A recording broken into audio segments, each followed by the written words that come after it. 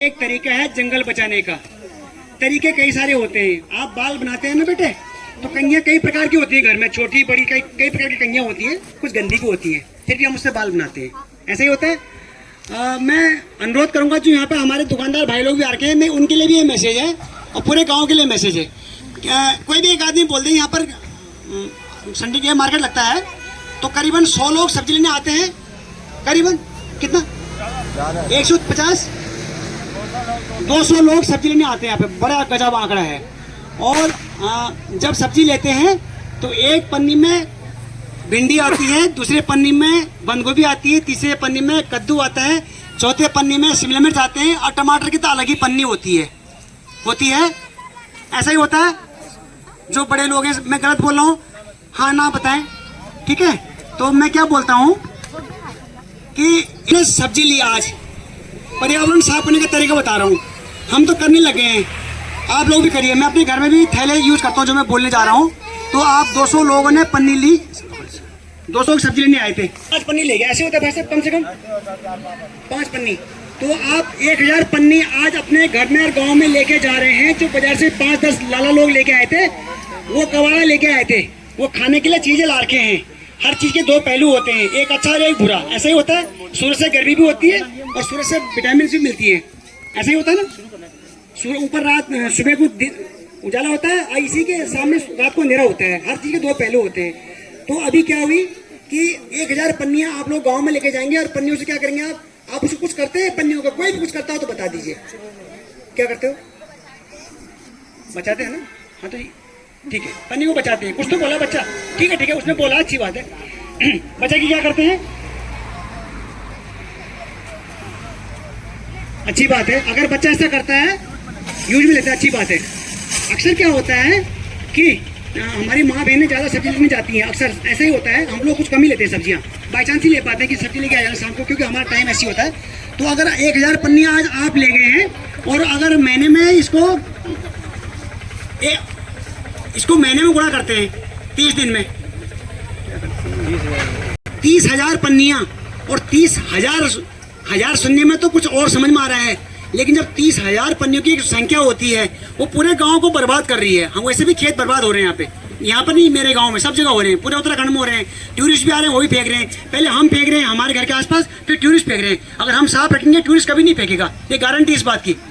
एक ये हो गया 30,000। और अगर मैं इसको 12 महीने से गुणा करूंगा, क्योंकि हम 12 महीने सब्जी खाते हैं, तो उसके लिए एक सरल तरीका है।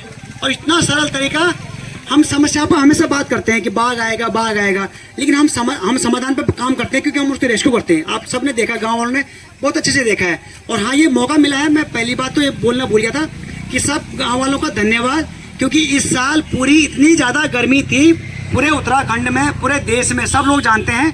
और जगह जगह आग की घटनाएं, आग बहुत ज़्यादा आग लगी थी। लेकिन हमारे क्षेत्र में धनगढ़ी से लेके ढुकली तक, जो हमारा क्षेत्र, हमारे रेंज का, कहीं भी आग का एक तिनका लगा था। तो उस बात के लिए एक बार तालियां सुना चाहता हूं मैं, गांव के लिए गांव की तालियां। दूसरी बात, इस क्षेत्र में वन्य जीव बाहुल्य क्षेत्र है, सबको पता है, बाघ ये सब कुछ चलता है। और हमारा मतलब प्रशासन का जो डिवीजन वाले हैं, हम लोग हैं, हमारा लगातार निरंतर ये रहता है कि कोई घटना ना हो। और एक दिन रात को मैं 9 बजे घर जा रहा था और सामने दुकान पे भीड़ लगी थी और मैंने भी गाड़ी रोकी। मैंने कहा भाई साहब क्या हो गया? तो बोला बच्चा लापता हो गया। बिल्कुल जिगर बाहर निकल गया। बोले 10 साल का बच्चा है। वो मेले इसी प्रोग्राम में, संडे का दिन था, और वो घर नहीं पहुंचा और बिल्कुल जिगर बाहर निकल गया था। सबको बुलाया उस समय यहाँ पे हम लोगों ने, हम इकट्ठे हुए। फिर थोड़ी देर में 1-2 लड़के आए मोटरसाइकिल से, बोले भाई साहब लड़का मिल गया। हमें भरपूर मदद मिलती रही है। मुझे जो जवान लड़के मुझे सबको पता है, तो लोग मदद करते हैं। मैं इस बार के लिए दोबारा एक बार ताली सुनना चाहता हूँ प्लीज। अब मैं वापस पन्नी में आता हूँ। तो 3,60,000 पन्नी हमने एक साल में बर्बाद करी। उसका एक समाधान है। और सब लोग यहाँ पर कारीगर हैं, मैं जानता हूँ। पुराना कपड़ा घर में होगा, उसका थैला बनवा देना है, एक 10 किलो का थैला बनवा देना है। हमारा स्टाफ आप देखेंगे, अभी आएंगे यहाँ पे सब्जी लेने के लिए, तो थैले लेके आ रहे होंगे आप। पहले सब पन्नी लेके जा रहे थे, हमने सब पर रोक लगाया और स्टाफ जो है थैला लेके आ रहा है और थैले में सब्जी लेके जा रहा है। तो थैला लीजिए और थैले में सब्जी लेके जाइए, और थैला घर में आराम से बनेगा। बहुत कपड़े हैं घर में पुराने, और थैला यूज करेंगे तो आपका पर्यावरण साफ रहेगा। ये जगह जगह पन्नियाँ जो पड़ी, ये नहीं रहेगा। और इन पन्नियों से 3 प्रकार के नुकसान है।